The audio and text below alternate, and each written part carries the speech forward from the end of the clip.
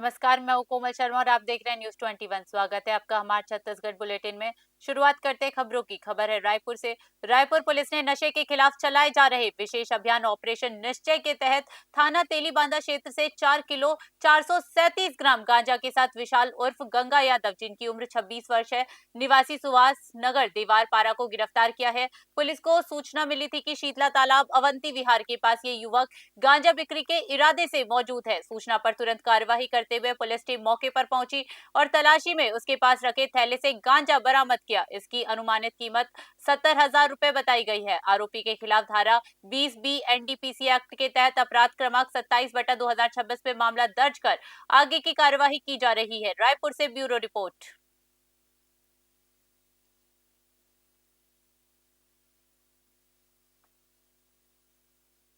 खबर रायपुर से है, जहां कानून व्यवस्था बनाए रखने के उद्देश्य से रायपुर कमिश्नरेट में विजिबल पुलिसिंग के तहत पैदल पेट्रोलिंग एवं संदिग्ध चेकिंग अभियान चलाया गया।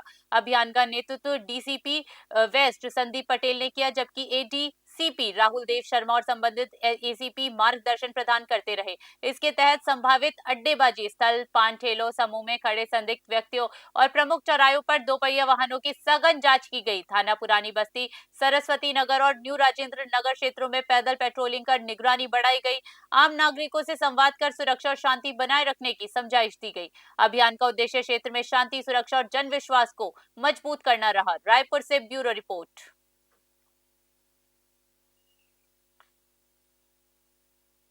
धमतरी पुलिस ने शुष्क दिवस के दिन थाना सिटी कोतवाली क्षेत्र में 2 अलग-अलग स्थानों पर अवैध शराब बिक्री करने वाले 2 आरोपियों को गिरफ्तार किया। नया पारा महात्मा गांधी वार्ड से हेमंत यादव उर्फ मंगलू के पास 32 नग देसी शराब और 300 रुपए बिक्री रकम जब्त की गई। वहीं विध्वंसवासिनी वार्ड गड्ढा पारा पानी टंकी के पास चंद्रकांत साहू उर्फ चंदू के पास 62 नग शराब और 1,250 बिक्री रकम बरामद हुई। दोनों आरोपियों के खिलाफ धारा 34/2 आबकारी अधिनियम के तहत अपराध पंजीबद्ध कर न्यायिक रिमांड पर जेल भेज दिया गया है। धमतरी पुलिस लगातार नशा कारोबार एवं गैर कानूनी गतिविधियों पर कठोर कार्यवाही कर रही है।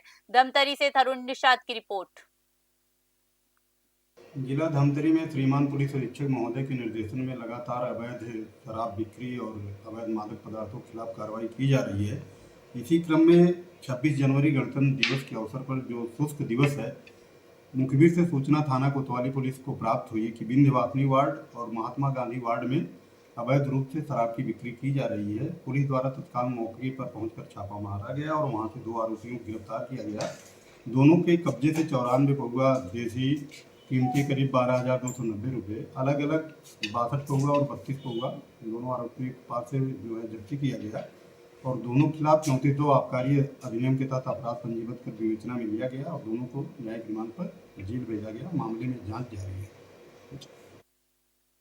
केंद्रीय कृषि एवं किसान कल्याण मंत्री शिवराज सिंह चौहान मंगलवार को रायपुर में सांसद बृजमोहन अग्रवाल से मिले और उनका कार्यालय देखा। उन्होंने कार्यालय की सुव्यवस्थित कार्य प्रणाली और अनुशासित व्यवस्थाओं की सराहना की और इसे वेल मैनेज्ड और अनुकरणीय बताया। केंद्रीय मंत्री ने अपने निज सहायक को निर्देश दिया कि यहां अपनाई गई बेहतरीन कार्य प्रणालियों को अन्य कार्यालयों में लागू किया जाए। इस अवसर पर केंद्रीय राज्य मंत्री तोखन साहू, मंत्री राम विचार नेता, मंत्री गजेंद्र यादव, विधायक अजय चंद्राकार, विधायक सुनील सोनी और अग्रवाल समाज के अध्यक्ष विजय अग्रवाल भी मौजूद रहे। सांसद ने केंद्रीय मंत्री का स्वागत और मार्गदर्शन के लिए आभार व्यक्त किया। रायपुर से ब्यूरो रिपोर्ट।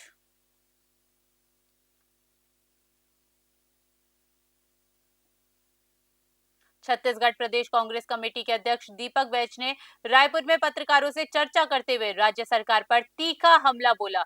चित्रकूट विधायक के बयान को आधार बनाकर बैज ने कहा कि भाजपा के विधायक ही अब सरकार की नाकामियां उजागर कर रहे हैं। उन्होंने आरोप लगाया कि प्रदेश में नकली होलोग्राम और बाहरी शराब खपाने का बड़ा खेल चल रहा है, जिससे जनता की गाड़ी कमाई लूटी जा रही है। अजय चंद्रकार के बयानों को उन्होंने गंभीरता से लेने से इनकार किया। वहीं संगठनात्मक बदलाव के संकेत देते हुए बैच ने कहा कि निष्क्रिय पदाधिकारियों को हटाकर कांग्रेस संगठन में 50% नए और युवा चेहरों को मौका दिया जाएगा। रायपुर से ब्यूरो रिपोर्ट। देखिए, मंडल अध्यक्षों की तो मंडल अध्यक्ष कार्यकारिणी बन चुकी है, ब्लॉक कांग्रेस अध्यक्ष बन चुके हैं, कार्यकारिणी उनका बनाना है और जिला अध्यक्ष संगठन सृजन से बन चुके कार्यकारिणी उनका बनाना है। साथ ही जहां कमजोर परफॉर्मेंस है, जहां मोर्चा संगठन के अध्यक्ष हों उनको भी रिप्लेस कर नए बनाना है। और साथ ही प्रदेश कांग्रेस कमेटी में भी जो हमारी कार्यकारिणी है, जो समय नहीं दे पा रहे, काम नहीं कर पा रहे, उनमें भी नए तरीके से हम लोग जो नए लोग को मौका देंगे। ऐसे कितने लोगों जिनका नंबर कट सकता है कार्यकारिणी में? देखिए अब तो देखिए ऐसे सामान्य तौर पर मौखिक कह पाना मुश्किल है। अब लगभग परीक्षण हम लोग करेंगे कौन कमेटी में अच्छे काम कर रहे हैं, समय दे रहे हैं पार्टी के लिए, जो जिम्मेदारियां निभा रहे हैं, वो सेलेक्ट करने के बाद फिर जो कमजोर परफॉर्मेंस है उनको बाहर करने के बाद जो बेहतर काम कर रहा है, काम करने के इच्छुक है और काम कर सकता है, उसको हम लोग मौका देंगे। आगे बैठक हुई है और नए चेहरे नजर आ बिल्कुल बिल्कुल, लगभग आधे। रायपुर के दलदल सिवनी में महावीर क्रीड़ा समिति द्वारा आयोजित 4 दिवसीय वार्षिकोत्सव में खेल और संस्कृति का भव्य संगम देखने को मिल रहा है। 1949 से चली आ रही पुरानी परंपरा के तहत आयोजित कबड्डी प्रीमियर लीग में रायपुर संभाग के 5 जिलों से आए 120 खिलाड़ी अपना दमखम दिखा रहे हैं। समिति अध्यक्ष विजय पटेल ने बताया कि 26 जनवरी को प्रतियोगिता का फाइनल और पुरस्कार वितरण किया गया, जबकि 27 जनवरी को पारंपरिक मडई मेला सजा था। मेले में लोक कला मंच रंग सरोवर पर भूपेंद्र साहू अपनी टीम के साथ प्रस्तुति दी। विधायक अनुज शर्मा ने खिलाड़ियों का उत्साह बढ़ाया। वहीं कार्यक्रम में पूर्व मुख्यमंत्री भूपेश बघेल की मौजूदगी आयोजन को खास बनाती है। रायपुर से ब्यूरो रिपोर्ट।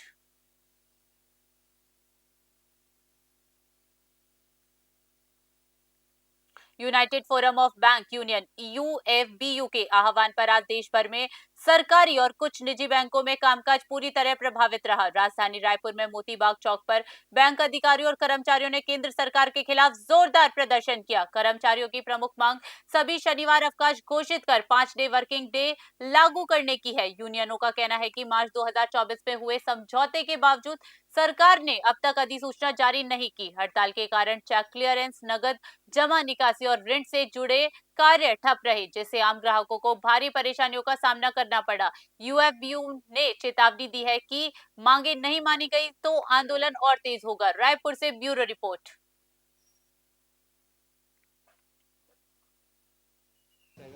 ये 24 घंटे का एक दिन का अखिल भारतीय बैंक हड़ताल है। एकमात्र मुद्दा जो 5 दिवसीय बैंकिंग पूरे हिंदुस्तान में आप देखे होंगे, एलआईसी से लेके राज्य सरकार, केंद्र सरकार, GIC, RBI, foreign exchange, stock market, सभी जगह पे 5 दिवसीय जो है वहाँ कार्यप्रणाली जो है लागू है।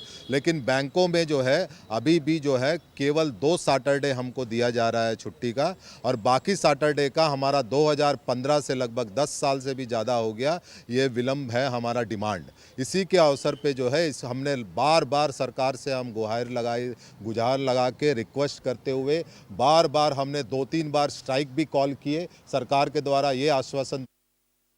जिले के सुदूर वनांचल रिसगांव क्षेत्र के 30 से 40 किसान धान टोकन नहीं काटने से नाराज नजर आए। किसान अपनी समस्या लेकर नगरीय स्थित विधायक कार्यालय पहुंचे, जहां विधायक प्रतिनिधि को अवगत कराया। इसके बाद सभी किसान एसडीएम कार्यालय पहुंचे और जल्द निराकरण की मांग की।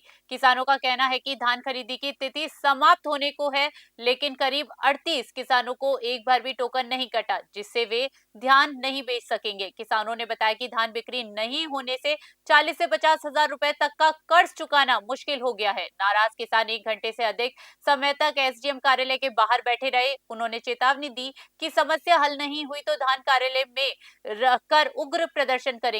आश्वासन के बाद किसानों ने धरना समाप्त किया। धमतरी से तरुण निषाद की रिपोर्ट।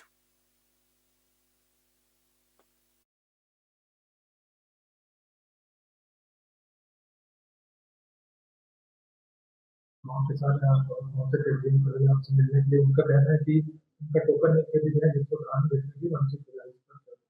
कभी बातचीत आज की स्थिति में देखा जाए तो रिसगांव जो है वहाँ पर 88% की खरीदी हमने की है।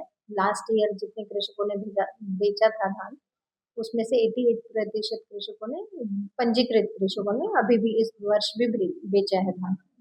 जो आज जो कृषक आए थे वो ऐसे 26 कृषक हैं जिनके द्वारा एग्री स्टैक नहीं करवा पाने के कारण, या उनके जो रकबे में कुछ त्रुटि होने के कारण, या वारिसान नहीं करवा पाए थे। इस तरह की समस्याओं को लेकर के उनका जो सुधार है वो होने में उनके द्वारा थोड़ा टाइम लिया गया, जिसकी वजह से जो टोकन कटने का टाइम है वो बीत चुका था।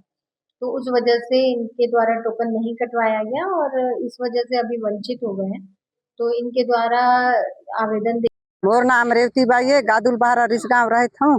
और मोर टोकन नहीं कटे है और यहाँ लाग राड़ी रोटी है होती दौड़त हूँ। आज कटी टोकन, काली कटी टोकन, कह के घुमा घुमा के रखे हैं। और शनिवार के हमला बताई न, हम तो मोबाइल जाना न कहीं जाना सर। आई दूसरा भाई बताई नहीं तो दौड़ के आज आए हैं सर। हमार तो एडीएम हमार मीडियम है कि का हमारा तो सुनाई नहीं देती। कैसे करो धान लान के छोड़ दे तहसील ऑफिस में। कितना कन धान बेचते मैं 10 एकड़ में बोल हूँ। एक टोकन नहीं बेचे? एक दाना नहीं बेचे। मोर देवर मान 3 जंग है। एक ठक मोर पट्टा बने रेवती बाई के नाम से। मोर देवर पुनव राम साहू है मेरा नाम, अमावहर के हूँ। अभी तक मैं धान नहीं बिका हूँ। कर्जा है 45,000 और अभी तक टोकन नहीं कटे है। बस सोसाइटी में जाना कट जाएगा भाई, कोई घुमाई नहीं। तो 20 तारीख को गए हैं तो हो जाएगा कहीं ना। वो अभी बताते हैं तो नहीं होगा, जाओ एसडीएम के पास जाओ। ऐसे किसी एसडीएम के पास आए हैं तो एसडीएम है नहीं, तहसील ऑफिस जगह रहे। ओकर बाद में कहाँ कैसे करबो हम, कर्जा कैसे छूट करे तो कुछ करे तब आएबा नहीं। हम तो नकदी पैसा पटा नहीं सकन अभी तक। मेरा नाम जगत राम मरकाम है, मैं सोहन का छोटा भाई हूँ। मैं भी दिसंबर में 9 तारीख को टोकन कटवाने के लिए आया और एग्री स्टेक भी करवाए। तो हम लोगों का एग्री स्टेक भी नहीं हो पाया है और एक भी धान नहीं बेच पाए हैं अभी। और वन पट्टा के हिसाब से मैं एग्री स्टेक करवाने में थोड़ा पीछे हो गया। उसमें राजस्व पट्टा भी है 2 ठोक, मैंने 2 खसरा नंबर का है, अलग अलग पाद आ रहा है। कदमपुर का भी है सोहन के नाम से, तो उसमें एग्री स्टेक भी नहीं हो पाया है। और कहना चाहिए एग्री स्टेक नहीं, वो वन पट्टा में कुछ 4-5 रकबा का नाम यह है नंबर। मैं सचिन भंसाली, विधायक प्रतिनिधि सिहावा विधानसभा क्षेत्र। आज रिजगांव गादू बारह तरफ से वनांचल गांव से किसान लोग आए हुए हैं, जिनका एक बार भी टोकन नहीं कट पाया है। और कई किसान तो ऐसे हैं जो टोकन कटाया नहीं है, लेकिन उनका लिस्ट में दूसरा चरण का टोकन का दिख रहा है। और ये सभी परेशान है, सभी कर्जे लिए हुए हैं। सोसाइटी से भी इनका कर्जा है 40-50 हज़ार रुपया।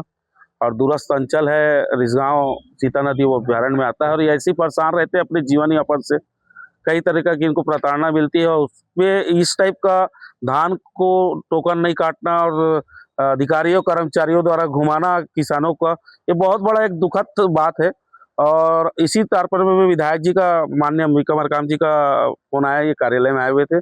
उनका फोन आने के बाद इनसे मैंने चर्चा की और चर्चा करने के बाद अभी हमने तहसील ऑफिस आए हुए हैं। तहसील ऑफिस में एसडीएम मैडम तो थी नहीं, काल की तो बात नहीं हो पाई। तहसीलदार कहीं दौरे पे गए हैं तहसीलदार साहब। अभी नायब तहसीलदार विवेक चंद्राकर सर से बातचीत हुई है, वो 1-2 घंटे का समय मांगे हैं और आज देख रहे हैं। और अगर आज इनके ऊपर में मतलब इनका धान नहीं लेने के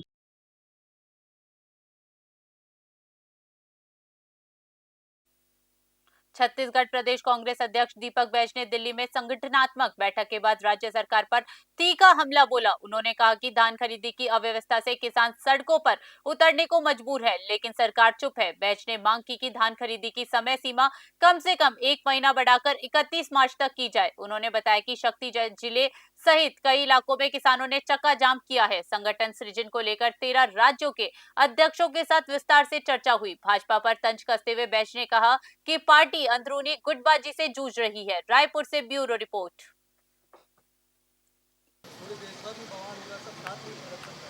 देखिए, यूजीसी को लेकर कहीं न कहीं जिस तरह से उत्तर प्रदेश में शंकराचार्य स्वामी मुक्तेश्वरानंद के खिलाफ वहाँ की राज्य सरकार जिस तरह से उन खिलाफ कार्रवाई कर रही है, और पूरे उत्तर प्रदेश सहित देश के अन्य हिस्सों में भी कहीं न कहीं हिंदू साधु संत भारतीय जनता पार्टी और सरकार के कार्रवाई के खिलाफ में है। कहीं न कहीं इस कार्रवाई को दमन करने के लिए इस तरह की यूजीसी लागू कर रही है। और कहीं न कहीं ये सिर्फ डराने धमकाने का इस तरह की इस सरकार की ये एजेंडा है।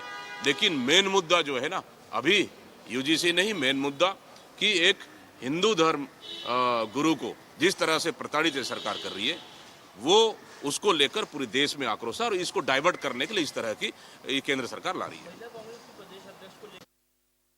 हमारे छत्तीसगढ़ बुलेटिन में फिलहाल के लिए इतना ही। देश दुनिया की बड़ी खबरों के लिए बने रहिए न्यूज़ 21 पे। नमस्कार।